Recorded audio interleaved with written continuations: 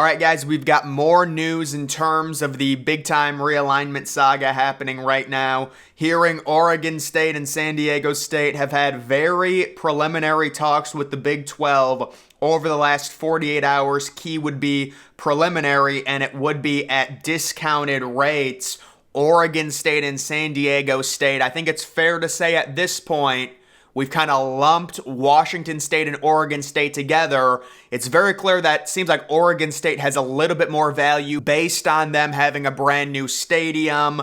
Seems like they're spending more in terms of the transfer portal, maybe a little bit more attractive than Washington State, even though you could argue Washington State, they just had their own renovation to their stadium about 7 or 8 years ago, and, they've had more success with Gardner Minshew. Either way, San Diego State, Oregon State possibly going to the Big 12. My opinion on that would be, I think they would be solid adds, but you do have to wonder, would the Big 12 just be adding teams to add teams? But also at this point, let's go big picture and say the ACC completely dissolves.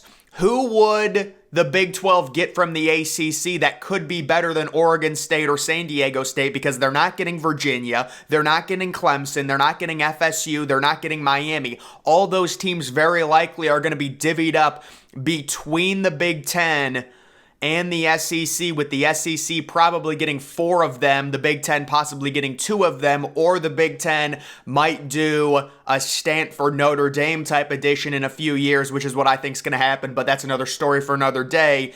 Either way, if you're the Big 12, you've got to be wondering, is the long-term game plan 3 20-team super conferences? And if it is 3 20-team super conferences between the Big 12, SEC, and the Big 10, does San Diego State and Oregon State make sense right now? It seems like it's very preliminary. I do like San Diego State, that market, that new stadium. Oregon State, very underrated football facilities. Interesting stuff to keep an eye on there. This was something that I talked about yesterday, and I really want to hit on what could potentially happen to the Mountain West and the Pac-12. Would it be a 16-team conference? I think that's an extremely small chance, because Stanford right now, in my opinion, they know they're headed to the Big 10. It's just going to take time. When you look at the Olympics, you look at the swimming, you look at the academics, Stanford is ultra elite. They're not interested in joining the Big 12. I think they've been in dialogue with the Big 10, and they will be joining the Big 10. I'm a little bit less sure on California, so that's why I think California might be interested in joining the Mountain West. But right now, if you're Stanford and you have that dialogue going with the Big 10, you're better off not agreeing to anything, not jumping into any conference like a Mountain West merger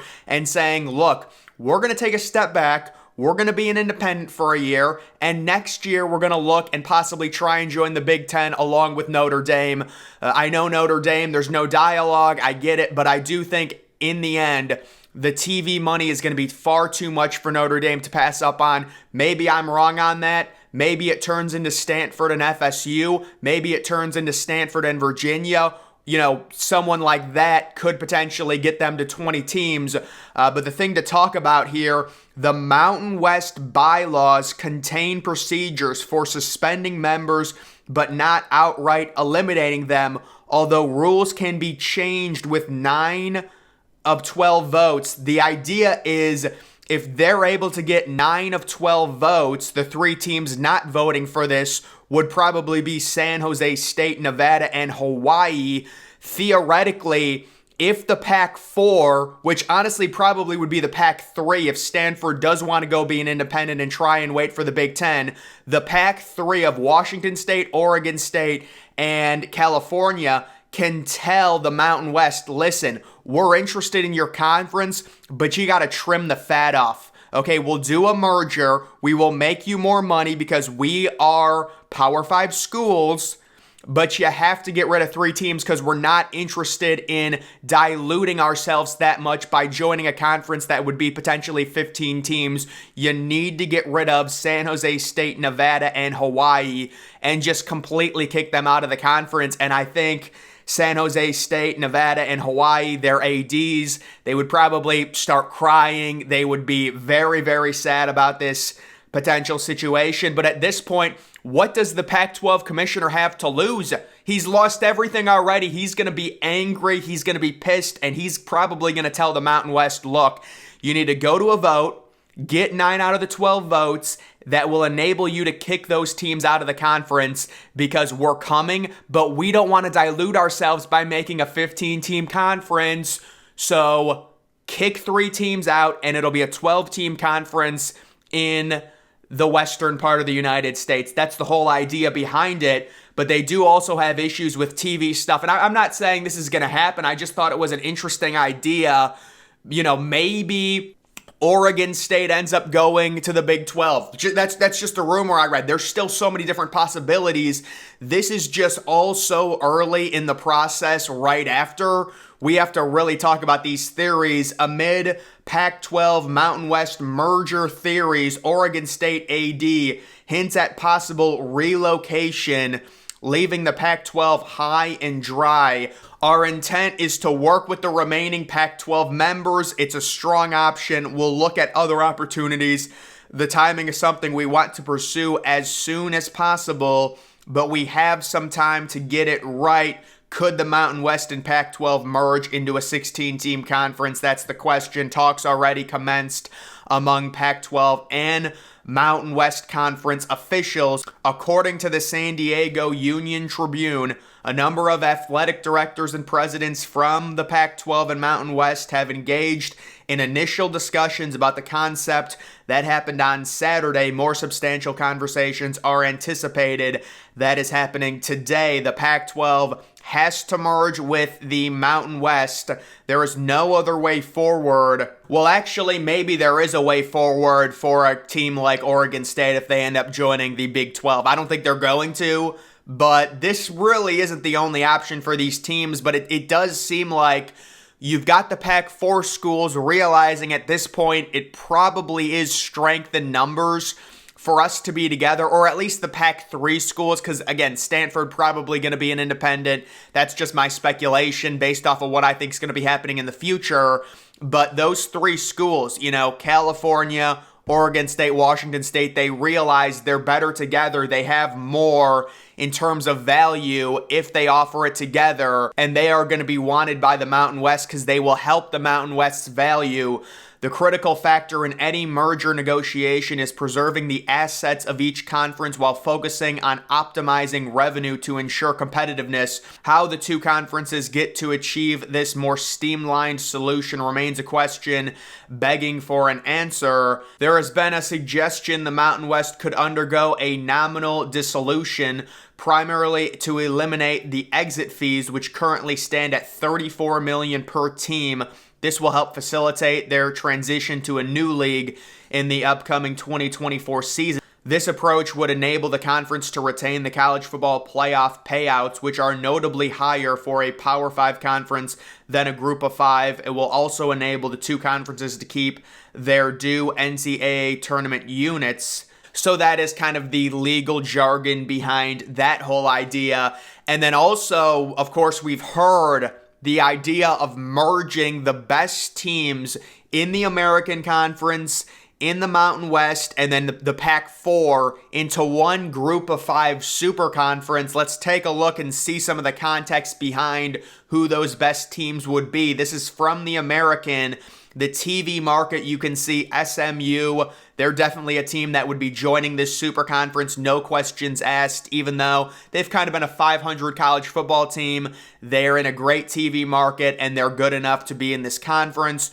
Tulane, I think, is a little bit more of a wild card. Would they be good enough for this conference? I mean, certainly they won a New Year's Six game last year, but that's just one season. They really have been bad outside of that one. We'll have to see what they do this year. Rice is in a great TV market, but they have a terrible stadium and they've got very little support. I would be pretty surprised if they were in this super conference. South Florida's in a great TV market. They are getting their own stadium. They seem like an obvious pick to join a Group of 5 super conference. Memphis is another one looking at a massive stadium renovation right now, around $300 million. put to both their basketball and football programs. We'll see. Tulsa, I don't think they would be in this. UTSA, UTSA is kind of weird. I believe they play at the Alamo Dome. They've been ranked a few times recently. We'll have to see. And then the Mountain West most attractive schools, it's got to be San Diego State and Boise State. I'm guessing UNLV would be part of this because, getting Vegas, New Mexico, possibly Fresno State seems probable as well, but we will see if the Group of 5 Super Conference actually forms. I would say guaranteed San Diego State, Boise State, UNLV. Obviously, the 3 or 4 teams from the Pac-12, depending on if Stanford goes independent or not. SMU would be in it. South Florida would be in it. Memphis would be in it. Maybe Tulane would be in it. Those are the type of teams you're talking about. And then we do have Oregon and Washington are expecting about $45 million in conference distribution value. Media rights start at $30 million. Thus, once USC, UCLA, Oregon, Washington are in the Big Ten, the estimated payout now would be about $75 million.